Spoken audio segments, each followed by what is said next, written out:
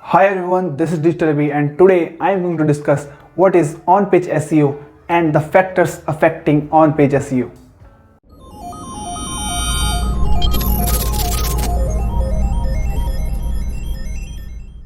I am creating a playlist where I am going to discuss the basics of SEO. I am putting it in the I button above, so make sure you check it out. Now, coming back to the question, what is on-page SEO? So basically, it is a practice where we optimize the web pages of our website in order to rank higher in search engines. In this, we optimize both the content and code of the page. For example, optimizing the meta title, meta description, headings, URLs, and content of the page are some examples of on-page optimization. All these factors are in your control and you can take actions to optimize them. And since all of this is done on the website or on the web page, that's why it is called on-page SEO or on-site SEO. But what is the need for on-page optimization? Why is it important? The thing is that search engines want to provide the best experience to their users, and in order to fulfill that need, they need to understand the content of the pages which they are showing in the search results. And on-page SEO helps search engines to understand the relevancy of the content of your page. So, a better optimized page means a better chance to resolve the user's search query. It also means that if a user visits your page, he or she is going to have a good user experience. Now, let's see the different factors that affect on-page SEO. I will quickly share 13 factors that affect on-site SEO. And if you are a WordPress user, you can use the Yoast SEO plugin to keep an eye on these factors. This plugin specifically tells you all the factors you need to consider in order to optimize your web page. So, the first factor is the focus keyword. It tells the search engines what your content is about. This keyword helps you to target specific search queries. Make sure you sprinkle your focus keyword in your content. Your goal should be to keep the keyword density between 1.5% to 2%. You can also use synonyms and different variations of your main keyword. Think of Google as a big dictionary. It will understand if you use synonyms and different variations also. For example, the phrases why SEO is important and importance of SEO are one and the same thing. One important thing here is that you need to avoid keyword stuffing. It is basically a black hat technique where you unnecessarily put your keyword here and there in order to cheat the search engine's algorithm. The next factor is the title tag. It is simply the title of your web page that appears in the search results. You need to put your keyword in the title tag also. This will help the search engines understand what your content is about. For the best practice, try to keep the length of your title around 50 characters. Another improvement which you can do here is putting the keyword in the beginning of your title. After that comes the meta description. It is a small description that appears below the page title on search engine results page. In the meta description, you put a small summary that describes the content of your page. The best practice is to keep the meta description between 120 to 160 characters. You should put your focus keyword in the meta description also. Here's one tip to keep in mind while writing a title and meta description for your page. Keep them eye-catchy so that you get more and more clicks. This in turn helps you in getting higher rankings in the search results. The third factor is the URL of your page.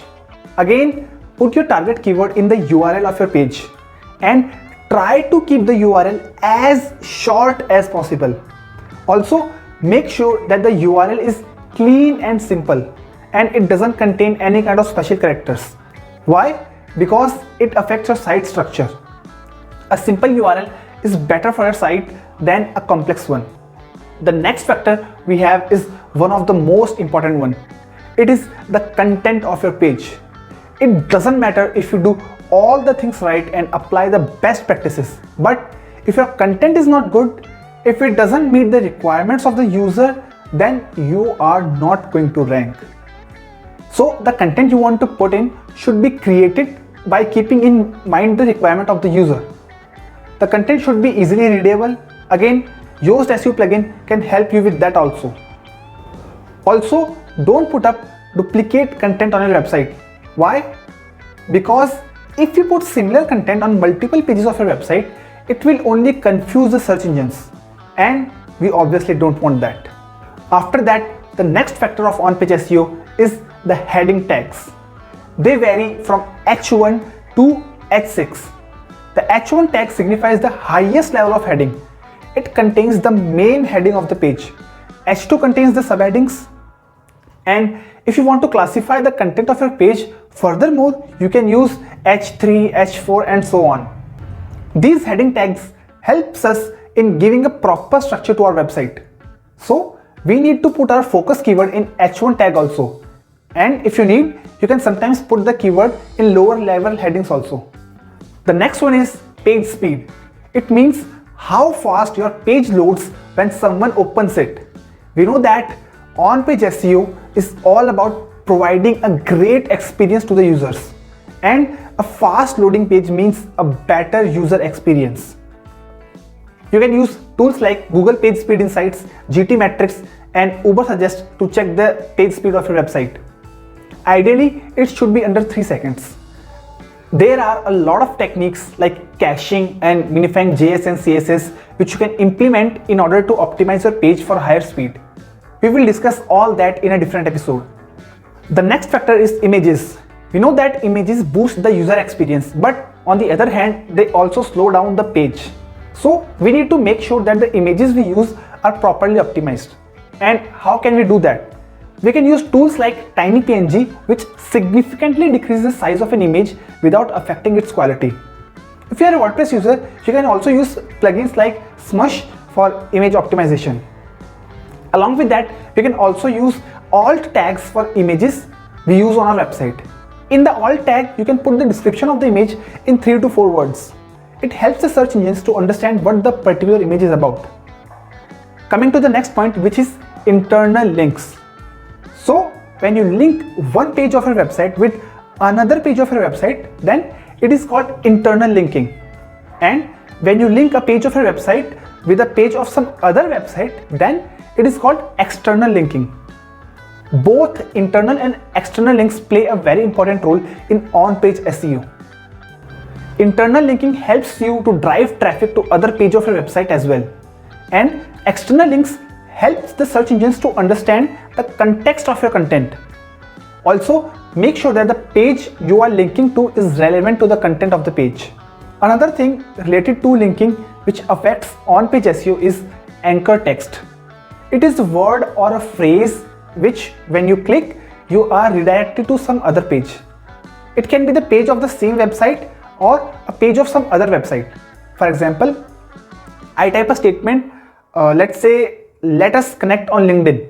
Then I can link the word LinkedIn with my LinkedIn profile. And in this statement, the word LinkedIn will be the anchor text. This anchor text describes the page you are linking to. And the last and again one of the most important factors of on-page optimization is responsiveness or having a mobile friendly website. You need to make sure that your website is mobile responsive. It should adjust itself when the screen size changes. Having a mobile friendly website plays a very important role in the user experience. Why? Because more than 60% of the searches are done through mobile devices. You can use Google's mobile friendly test tool to check if your website is responsive or not. And if you want an insanely amazing mobile friendly website for your business, then you can contact me or shoot me an email at contact@digitalbee.com.